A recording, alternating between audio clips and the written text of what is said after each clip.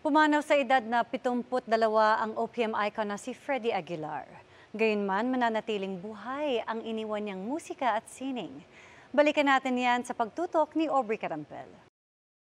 Sa awiting Anak, sumikat ng husto ang pangalang Freddy Aguilar, kwento ng hindi matatawarang pagmamahal ng magulang. Isinilang noong 1953, tumatak bilang isa sa mga music icons ng Pilipinas si Ferdinand Pascual Aguilar, na inspirasyon daw sa pagsulat ng kanta ang kwento ng mga ordinaryong Pinoy. Ang awiting Anak nga raw, paraan niya ng pagsusori sa kanyang magulang dahil sa pagiging swail na anak, bagay na ikinuwento niya kay Mel Tiangco sa programang Powerhouse. Yung sitwasyon ko na ganun,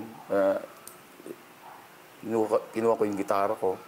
Tapos, right then and there? Oh, right there and then. Parang bumalik ako. Pero, parang ganyan. No. Ano mo? Tapos, yun na.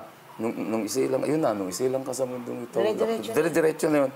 In less than 1 hour, Mel, nagawa ko pati yung kwento, pati melody ng song. And then I recorded it in my mono cassette. I felt sorry. No? Oo, may emotional, may kasamang emotions. Sabi ko, na totoo. Sinaktan ko yung tatay ko. Sinulat noon pang 1978, pero hanggang ngayon, marami pa ring nakaka-relate sa awiting naging hit, hindi lang sa Pilipinas, kundi maging sa ibang bansa, at isinalin pa sa halos 30 lengguwahe. Ang kanyang folk rock na estilo ng musika, pumatok sa panlasang Pinoy. Mga awiting tulad ng Ipaglalaban Ko, Estudyante Blues, at ang kantang sumikat noong EDSA People Power Revolution, ang awiting Bayan Ko. Ang mensahe ng kanyang musika, tumagos sa kanyang mga tagapakinig at kinilala pa sa loob at labas ng bansa.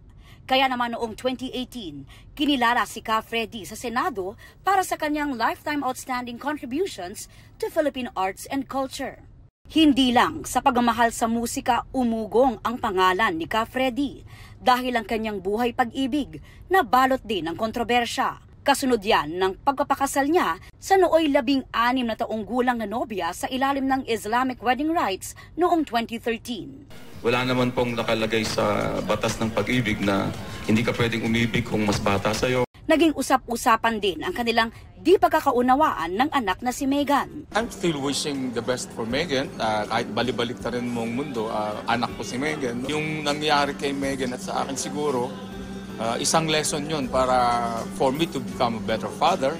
Bukod sa pagiging musikero, sumubok din si Ka Freddy na pasukin ang mundo ng politika. Noong 2019, tumakbo siya bilang senador at inendorso ni noong Pangulong Rodrigo Duterte. Noong Marso ay sumama pa siya sa pagtitipon para ipanawagan ang pagbabalik sa bansa kay Duterte. Pero nitong mga nakalipas na araw, napabalitang naka-confine sa ospital si Ka Freddy base sa post ng kanyang asawang si Jovi. Di pa malinaw kung ano ang dahilan ng pagkaka-ospital ni Ka Freddy. Pero ngayong araw, kinumpirma ng dating partner ni Ka Freddy na si Josephine Quiepo sa programang Fast Talk with Boy Abunda na pumanaw na ang mga awit sa Philippine Heart Center dahil sa multiple organ failure. Kinumpirma rin ito ng General Counsel ng Partido Federal ng Pilipinas na si Attorney George Briones. Dahil nag-convert sa Islam noong 2013, alinsunod sa kaugaliang Islam, inilibing na siya ngayong araw sa Manila Islamic Cemetery, bagay na kinumpirma ng Muntinlupa City Muslim Affairs Office sa mga larawang ito. Para sa GMA Integrated News, Aubrey Carampel, nakatutok 24 oras.